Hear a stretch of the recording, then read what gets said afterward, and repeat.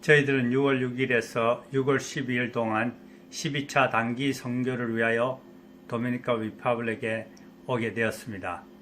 이번 단기 선교는 저희들의 세 번째 섬기는 뜻 있는 단기 선교이었습니다. 이번 단기 선교는 유트와 청년부가 주역이었습니다.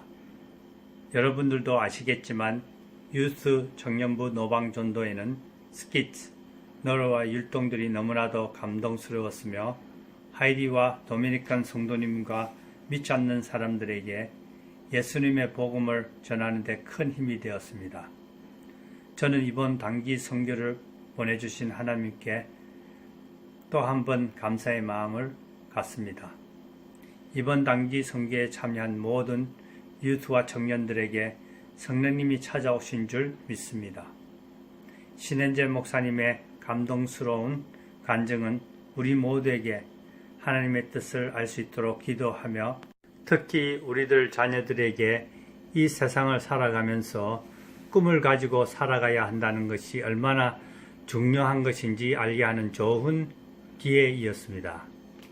마지막으로 도미니카 리퍼블릭 단기 선교를 위하여 기도하여 주시고 물질적 맛있는 반찬 그리고 시간으로 후원하여 주신 데이튼한인은교회 성도님들께 다시 한번 감사의 말씀을 드립니다. 사랑합니다. 본세베누. 안녕하세요. 네, 저는 김수정입니다. Sorry, my Korean's really bad. I'll just do it in English. So hi, my name is Mindy, and this is my first year in Dominican Republic. Every year, my family had gone to the Dominican Republic for 2 years, and after I saw them go to Dominica, I was always jealous because I really wanted to go with them, and I was always freaking out that when I'm in college that Oma and Appa, what if something happened to everyone while I was studying in school? I was worried, like, they're going to be gone, like, what if something happens to them? But every year they came safe, so I thank God for bringing them back. But after watching my family go every year, it made me want to go as well. So this year I finally got to go and experience a mission trip.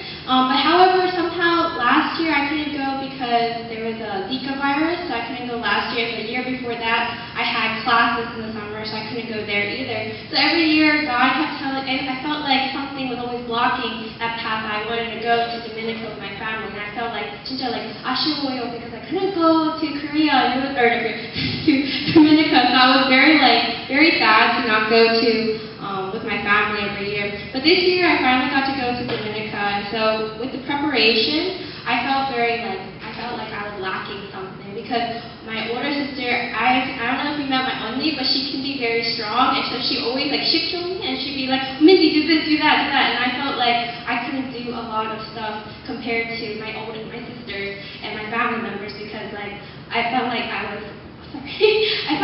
lacking a lot, and I felt like I just needed to do more because I am the smallest of the family, and I feel like I need to work harder throughout the entire mission trip. So the day before the mission trip, I had a really big swoon. Like I slept the last night before during our mission trip. I had this swoon that I was worried that we were all. It was a good swoon. Like it was we were all there with like the wedding reception, and I dreamed that Arami, Yeremi, and Anna, and everyone in our family was in heaven. And I saw my piano teacher there, and she was like, "Oh, come eat with me, and like it'll be really nice and fun." And so we had a really good like wedding dinner in heaven. And so I told this to Oma. I was like, "Oma, I had a good swoon the night before we left Dominica, and I was worried that what if we all died and went to heaven because we were in Dominica?" And the Academy was telling me, "What if we all died then?" I'm like, "No, that's not the dream. That's a bad dream then." But I had a good dream because it felt really good. And Oma told me that she interpreted that this means that we didn't all die, but it was more like God is after all our work, God is He's fulfilling us in the end. So if we work hard in Dominica, He's going to give us better things in the future. So you have to go to Dominica, even if you think you're small and you're terrible at work, you're going to do fine. So like I read the Bible, and there's this Isaiah 41:9, there's this good verse. I said, "I took you from the ends of the earth, from its farthest corners I called you. I said, you are my servant," meaning that even though like you feel small and you're just the lowest of the class, like God has chosen me and God has chosen you to come to this mission trip and do your work. Like, even though I just did the flag dance and I cut up pieces of paper and stuff like that, like, God said that that's still something. Like, if you do small things, it still matters to God. So in Dominica, at first when we got there, 진짜 더웠어요. It was so hot. It was like, there was mosquitoes everywhere. We got mosquito spray spraying like back and forth everywhere. It was terrible. And I felt really like ugly, and like if I had no makeup on, I was like really like tidy and like it's disgusting. And but after seeing like my family, Adami, and especially Adami, I was so shocked because they were smiling, they were like dancing for God, and they told me, Mindy, every year you have to come. This is the best experience you're gonna have, because even though it's hot, like praising for God in a different country and working for the Haitian people is going to be such an amazing experience. And so I came there.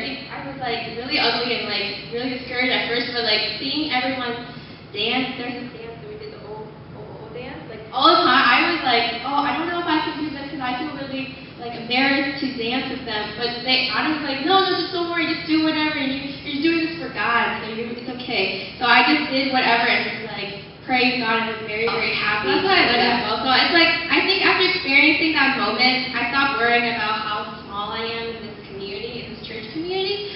I realized that I love God, how God is so good to all of us, even if life gets very difficult.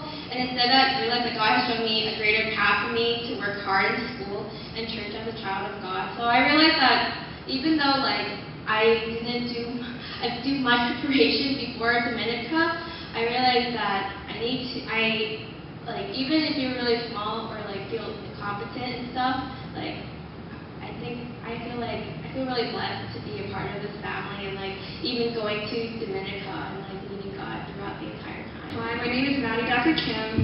This is my third year going to the Dominican Republic mission trip. I feel like when we heard that our mission this year was to evangelize, I think like all of us were honestly super scared, because we're not really great in Spanish. I know I'm not, but so we were thinking like, how could we possibly evangelize these kids, spread the word of God, knowing like the little Spanish we had.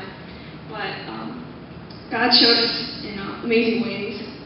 The first church we went to was next to a school, and I remember seeing the kids. They were like all peeking out of the church and like trying to see us. Like, oh, they were seeing Korean faces for the first time, and they just wanted to see us, and like they wanted to know us, get to know us. They wanted to like touch us and stuff, and that was just really energizing for us.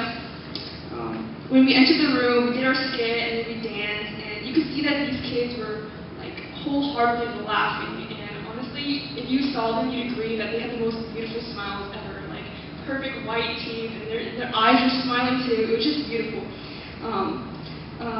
So like as the day going, we knew that we couldn't really communicate with them, and we had like broken Spanglish and stuff, and we used hand and body like motions, like hey this, and they understood it, so that was great.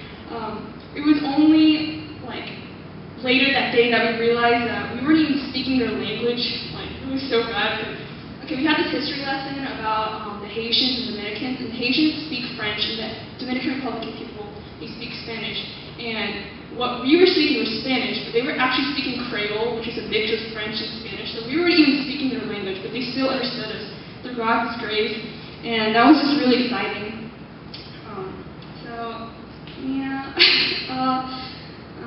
So then when I went there, I realized that the word evangelize is like, I think that we think that the word means to spread the word of God verbally, but when we were there, we realized that it's not about verbally speaking to them. It was more about showing people through your actions that you have God in you, and that you're showing God's grace through your actions and love.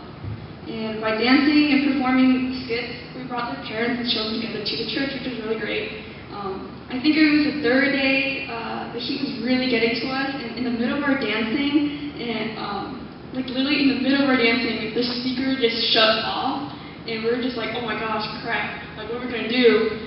So then we started singing. Like we started singing the song and dancing, and we were just singing really loud because we didn't know what to do. And those kind of things happened, but in the middle, like if you look to the side, you could see like there was a hill down, and you could see like a group of children running towards us, like we're like running for like, it was really far, like a little town village across. You could see them because they could hear us. They were running towards us just to see us, what we were doing, and why we were singing and dancing. And I think seeing that coming to us with open hearts and their curious minds, that really energized us. And I feel like a lot of, I don't want to say this in a bad way, but I feel like a lot of unfortunate events happened this year. For example, the speakers shut off. But gladly, someone had, like, in the village had an extra speaker. I don't know why, but they had an extra speaker, and that was awesome because then we used that. And then 2 of our main actors come through, and the other they kind of got sick, and I was like, oh my gosh, they're our main actors. But thank God that Linda was there, and she stepped in. And I don't know if that was really Satan trying to, like, meddle in our plans. I don't really know. I don't want to say that it was Satan, but every single time something like that happened, God was able to provide, and we were able to make it work. Even our plane delays, the cancellation, because we knew that we had like 1 day less, because the delays take like 1 whole day. We knew we had 1 day less to like be with these kids. I think that really energized us, and we became more passionate, and we just wanted to show these kids in those few days we had left that we really cared about them, and we really wanted to show them God's grace. Sorry, I'm just gonna jump around. And then Shimokanin there gave a sermon one night about how when we acquire a dream or desire, God will give us power and ability. And I think through this trip, it was actually like perfect. That sermon was like just perfect because everything that happened just led up to that big event. Like whenever we were lacking in something, God was there and He gave us ability and power to give us all the resources that we needed to fulfill that. I think the best thing about this trip is that we went to this church where the church that this church actually donated and helped build. When we got out of the car, we saw like a handful of kids run towards us. We're like, oh my gosh, those are my kids. And so these kids, we saw their faces close up, and we realized that these were the same kids that we met 2 years ago, actually. And the best thing was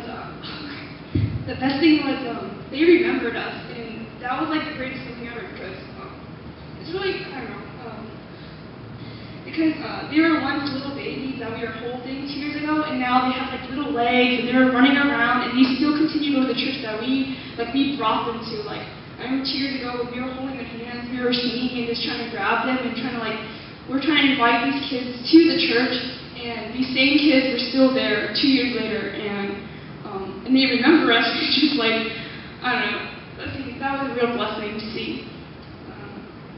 And in conclusion, I feel like I say this after every trip. I feel like, but I don't want to say it because it's a complete truth. I feel like we're supposed to go there to make God's love and show God's grace. But I feel like these kids honestly do a better job of it. We learn so much from them because they openly and blindly accept us, and they want to be with us because they're not shy and they're not like weirded out when we want to wave to them or just grab and hold their hands. They just openly like love us and they want to be with us. And I just want to wrap this up by saying that I hope that when I grow up and now, and everyone can appreciate love and live life filled with the same heart that these kids have.